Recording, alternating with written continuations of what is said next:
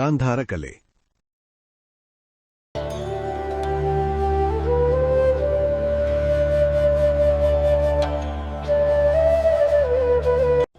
ಕನಿಷ್ಕನು ಮಹಾನ್ ಕಲಾಪೋಷಕನಾಗಿದ್ದನು.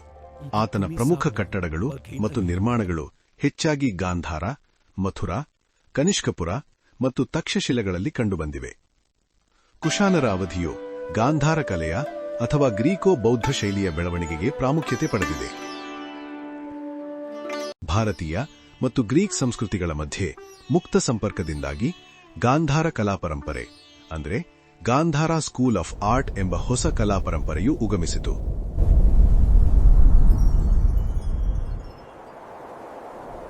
ಇದು ಭಾರತ ಮತ್ತು ಗ್ರೀಕ್ ಕಲಾಶೈಲಿಗಳ ಸಮ್ಮಿಶ್ರಣವನ್ನು ಪ್ರತಿನಿಧಿಸುತ್ತದೆ. ಈ ಕಲಾಶೈಲಿಯು ಗಾಂಧಾರ ಪ್ರದೇಶದಲ್ಲಿ ಉಗಮಿಸಿದ್ದರಿಂದ ಇದನ್ನು ಗಾಂಧಾರ ಕಲೆ ಎಂದು ಕರೆಯಲಾಗಿದೆ. ಈ ಪ್ರದೇಶವು ಪ್ರಸ್ತುತ ಅಫ್ಘಾನಿಸ್ತಾನದಲ್ಲಿದೆ. ಗಾಂಧಾರ ಕಲಾಶೈಲಿಯ ಪ್ರಮುಖ ಲಕ್ಷಣಗಳು.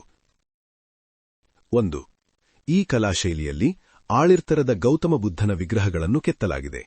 ಅಲ್ಲಿಯವರೆಗೆ ಬುದ್ಧನ ಅಸ್ತಿತ್ವವನ್ನು ಕಮಲ, ಛತ್ರಿ ಮುಂತಾದ ಚಿಹ್ನೆಗಳ ರೂಪದಲ್ಲಿ ತೋರಿಸಲಾಗುತ್ತಿತ್ತು.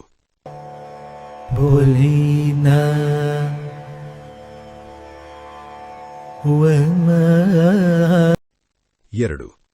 ವಿಗ್ರಹಗಳನ್ನು ಕೆತ್ತುವಾಗ ದೇಹವಿನ್ಯಾಸದ ಅನುಪಾತದೊಂದಿಗೆ ಸ್ನಾಯುಗಳು, ಮೀಸೆ ಮುಂತಾದವುಗಳಿಗೆ ಹೆಚ್ಚಿನ ಗಮನ ಹರಿಸಿ ಸ್ವಾಭಾವಿಕ ಜೋಡಣೆಯೊಂದಿಗೆ ಮೂಡಿಸಲಾಗಿದೆ.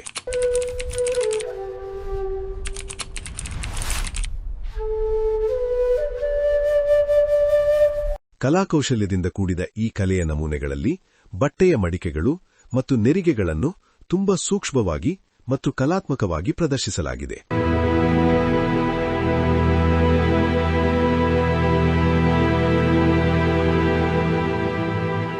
ವಿಗ್ರಹಗಳ ಮೇಲಿರುವ ಆಭರಣಗಳ ಮೇಲಿನ ಕೆತ್ತನೆಗೆ ಹೆಚ್ಚಿನ ಆಸಕ್ತಿ ತೋರಿಸಲಾಗಿದ್ದು, ಅವುಗಳ ಭೌತಿಕ ಸೌಂದರ್ಯವನ್ನು ವೃದ್ಧಿಸಿದೆ.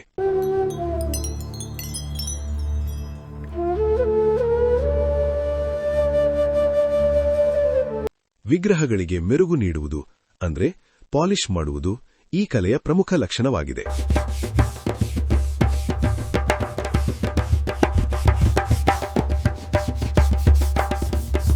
ಬಹುತೇಕ ಈ ನಮೂನೆಗಳನ್ನು ಕಲ್ಲು, ಅರಲುಗಚ್ಚು ಅಂದರೆ ಟೆರಾಕೋಟಾ ಮತ್ತು ಜೇಡಿಮಣ್ಣಿನಿಂದ ತಯಾರಿಸಲಾಗಿದೆ.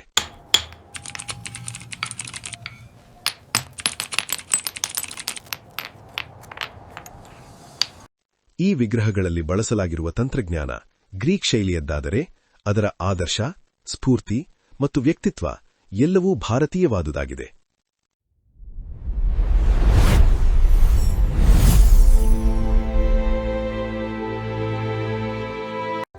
ಡಾ. ಆರ್.ಸಿ. ಮಜುಮ್ದಾರ್ ಹೇಳುವಂತೆ ಗಾಂಧಾರ ಕಲಾಕಾರನು ಗ್ರೀಕ್ ಕರಕುಶತೆ ಹಾಗೂ ಭಾರತೀಯ ಹೃದಯವನ್ನು ಹೊಂದಿದ್ದನು. ಈ ಕಾರಣದಿಂದ ಈ ಕಲೆಯಲ್ಲಿ ನಿರ್ಮಿತವಾದ ವಿಗ್ರಹಗಳು ಮತ್ತು ಪ್ರತಿಮೆಗಳಲ್ಲಿ ಬುದ್ಧನನ್ನು ಗ್ರೀಕ್ ದೇವತೆ ಅಪೋಲೋನನ್ನು ಹೋಲುವಂತೆ ಕೆತ್ತುವ ಪ್ರಯತ್ನ ಮಾಡಲಾಗಿದೆ.